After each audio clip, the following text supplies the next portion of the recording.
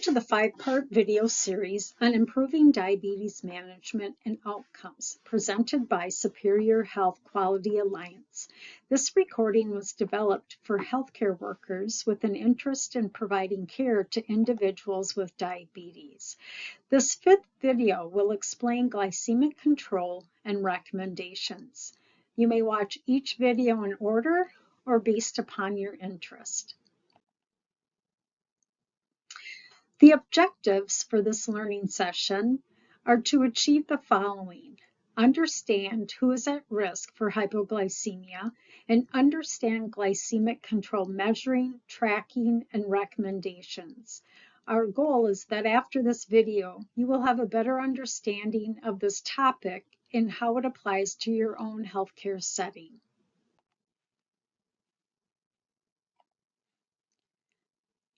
Hypoglycemia, a condition that requires immediate treatment, is often related to a patient's diabetes treatment regimen. But other drugs and a variety of conditions can also put a patient at higher risk for developing hypoglycemia. And we don't have time to go through them all, but here are a few of the highlights. So, insulin use. Well, we know that the purpose of insulin is to reduce the level of blood sugar in the bloodstream.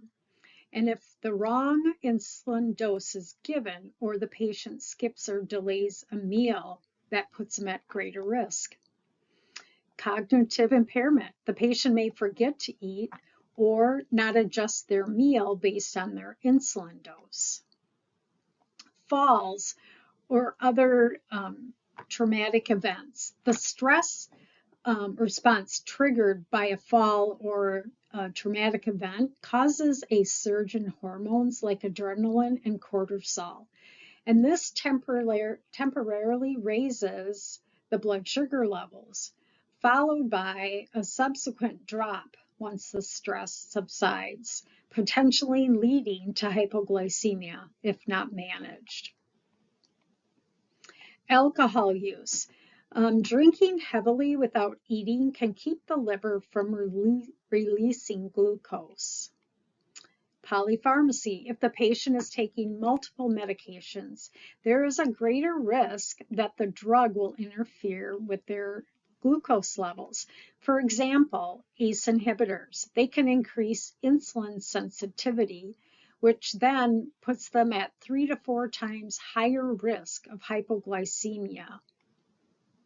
And those with impaired counter-regulatory responses, along with those who have had diabetes for many years, their bodies become desensitized to the symptoms of low blood sugar, which means it may not be caught right away, leading to hypoglycemia. So I just want to emphasize that there are specific levels for looking for when measuring and tracking data, indicating what is normal and what is abnormal. Tracking data can communicate to the provider and care team what they might be doing right or what they should be doing to bring a patient into a normal blood sugar range. I am a firm believer in the IHI's model of improvement, especially when it comes to choosing the right measure. Before starting, there are 3 questions they recommend, and those are: what are we trying to accomplish? How will we know a change is an improvement? And what changes can we make that will result in improvement? I find there's only one step missing, and that is to celebrate your success of a project well done. Staff competency can also be tracked. Teaching or educating is one thing, but it doesn't mean they understand it or can apply it. That's where the competency comes in. The use of a sliding scale insulin is starting to fade out in the literature, primarily due to the risk of hypoglycemia. It is recommended to follow a conservative target, especially in long-term care for the geriatric population. For those age 65 or older who are healthy and have a few chronic conditions, a target of 7 to 7.5 hemoglobin A1C is acceptable. But for those with many comorbidities, they should have a goal of 8 to 8.5% to allow some flexibility to reduce the risk of hypoglycemia. Geriatric patients may forget to take their medications, take too much, or forget to eat, all of which can lead to hypoglycemic situations. Therefore, it is important to monitor blood sugar levels to ensure they are between 140 and 180 after eating to prevent hypoglycemia. In nursing homes, there should be a protocol for treating patients who are hypoglycemic or hyperglycemic. Having a structured protocol ensures that nurses know what to do and can intervene quickly. The Journal of American Medical Directors Association studied a program where nursing homes used a three-pronged approach, which included educating their staff, patients, and family caregivers on managing diabetes.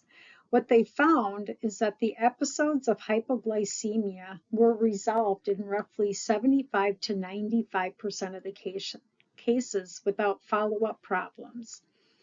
This success was due to the nursing home staff's ability to intervene at the right time with the right care. Lastly, a pocket card that both patients and staff may find valuable is available. This card provides quick reference information and can be accessed via the hyperlink in the slides. Several organizations have developed guidelines for diabetes management. Key points include the treatment plan should be tailored to each patient's unique needs and circumstances. Avoid using a sliding scale as the primary means of regulating blood sugar. And staff should be well trained and have clear protocols, especially when operating without the direct presence of a physician or practitioner. Key takeaways and resources. In summary, here are some key takeaways from today's presentation. There are several factors that increase the patient's risk of treatment-associated hypoglycemia that we need to be aware of to keep patients free from harm. Tracking hypoglycemic and hyperglycemic events, average A1C rates greater than 9, lipid levels, and kidney function tests will assist us in identifying and treating patients to bring them back to normal range, ensuring good patient outcomes. We should establish hypoglycemic and hyperglycemic protocols in long-term care to allow nursing staff to intervene promptly. Current literature in the management of diabetes emphasizes individualized care plans and goals, avoiding sliding scale as a primary means of regulating blood glucose, and adequate staff training.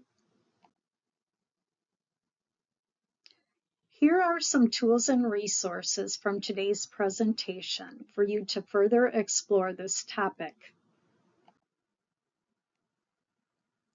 If you have questions about this video series or others, please contact us at info@superiorhealthqa.org. Thank you.